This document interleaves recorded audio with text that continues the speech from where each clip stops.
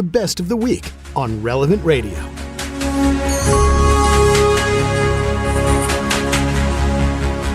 Now, how many of you that consider yourselves as endurance athletes have ever thought of competing in an Ironman? An Ironman race is not a little thing. It requires a ton of preparation, physically, mentally, and even spiritually, just to finish it, just to do it.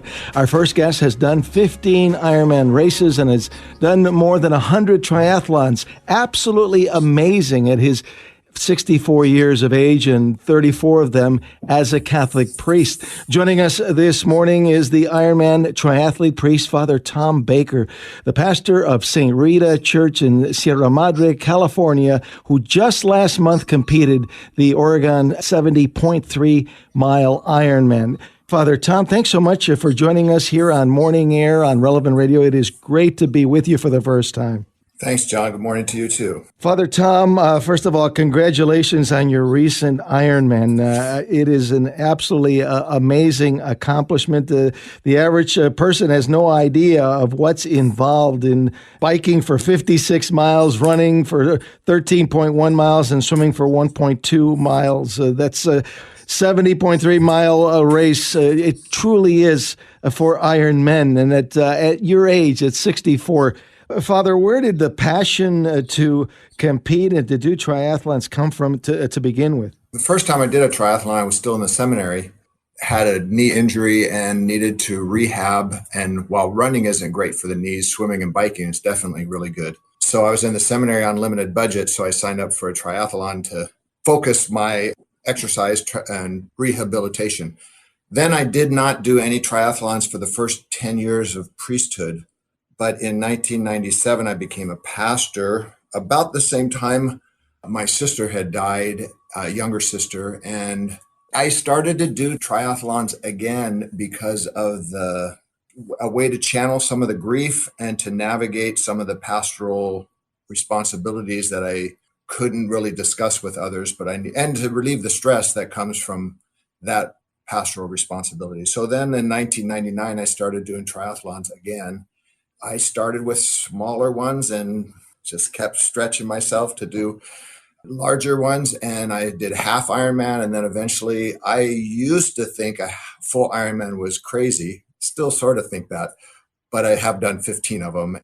Father Tom, did you have a background in running when you were a young guy? Did you compete in cross country or track, during your high school or college days? No, I was a football, basketball guy. Basketball was what I really enjoyed doing. But around age 40, I stopped playing basketball because I only know one speed and it's all out. And it was just not good for my knees anymore.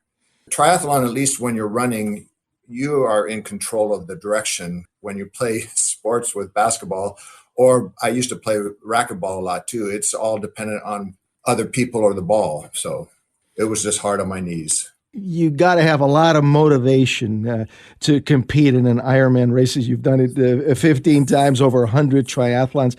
What drives you? What motivates you today to continue to compete? You've even at one point been in the World Championships, the Ironman World Championships in Hawaii. Well, that was a motivator for a lot of years. I wanted to get to Hawaii. Once I did my first full-length Ironman, which is 140.6 miles, I really wanted to get to Hawaii because it's the Mecca. It's the granddaddy of them all, as you call it, the Super Bowl of triathlons. And it requires qualifying through speed or through a lottery. And I tried qualifying through speed, and it became a burden to exercise because it became another stress adder rather than the stress reliever that I really intended it for. So I finally gave up on trying to qualify that way. I ended up getting in through a lottery, but the motivation for me, it just keeps me so balanced. I mean, the adrenaline or the euphoria you get from completing a long journeyed event is just something that I thoroughly enjoy. Even though I suffer some during the race, that feeling of accomplishing it just is an incredible thing. My aunt one time asked me why I did it, and I said, well, because in life, you don't get to choose when heartaches or difficulties come. In Ironman, I choose it. but it gives me fortitude in order to deal with those difficulties when not chosen. So that's a lot of the motivating factor for me as well, so that I have the fortitude and the knowledge and skills to venture through the hardships of life, which inevitably come. Well, Father Tom, you talk about hardships. How about the preparation? People don't realize it takes a ton of preparation to be able to compete in a triathlon or an Ironman. What is your mindset while you're training? It's just staying healthy. I mean, I don't go for speed anymore. So I go to the pool and there's one guy who's really going for speed. And it just becomes a harder workout. I just go and I enjoy getting in the water and just swimming.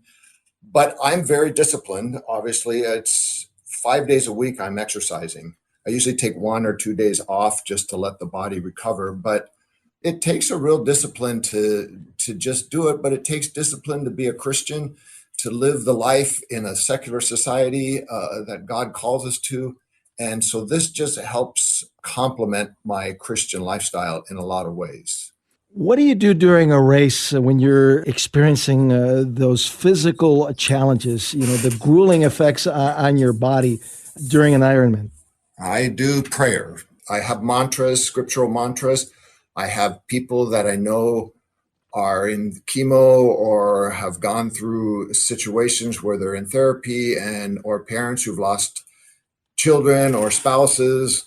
And I focus on them. When I'm suffering, I focus on those who suffer and aren't choosing to do it. I offer it up. It's an incredible thing. In Ironman Oregon, I had some cramping on the bike. And by the time I got to the run on mile 4, I already hit the wall, which is the mental breaking point. To still have 9 more miles to run, it was a battle. But that's where the mantras come in.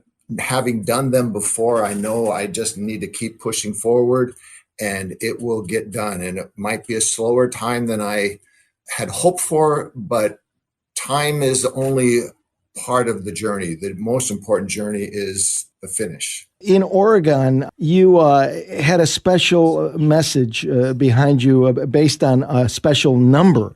Yeah, John, every time I've done Ironmans, I try to take my race number and find a scripture quote that coincides with those numbers. And the one at Oregon my race number was 574. And so I looked, chapter 57, there's limits which scripture passages you can go to. I used Psalm 57, verse 4, which said, "May God send help from heaven to save me." And so that would be a little bit of a mantra, especially when I was suffering, that God might send help to assist me, but it also became a mantra for the prayers that I'm lifting up for others that are struggling, that God might come to their aid and save them. But John, I even remember when I did Ironman Hawaii, my number was 503, and I used the first of the Beatitudes, Matthew chapter 5, verse 03. Blessed are the poor in spirit. It's incredible how sometimes those numbers and scriptures remain with me. Not everybody's called to compete in an Ironman or a triathlon, but we all can be spiritual athletes for Christ. Our faith is so rich, and we have so many resources to enhance our spiritual life. We just have to take advantage of those. And I do it through this athletics, and I try to make it a little bit more accessible and not so daunting for the everyday person. I think our faith isn't so daunting. Jesus was pretty simple in his approach: love, kindness, goodness. Each of us can do well with bringing that to bear in our spiritual lives. Well, Father Tom, I'm sure the great apostle St. Paul is praying for you from heaven every time you compete. Thank you so much for joining us here this morning on Morning Air. It really has been a blessing.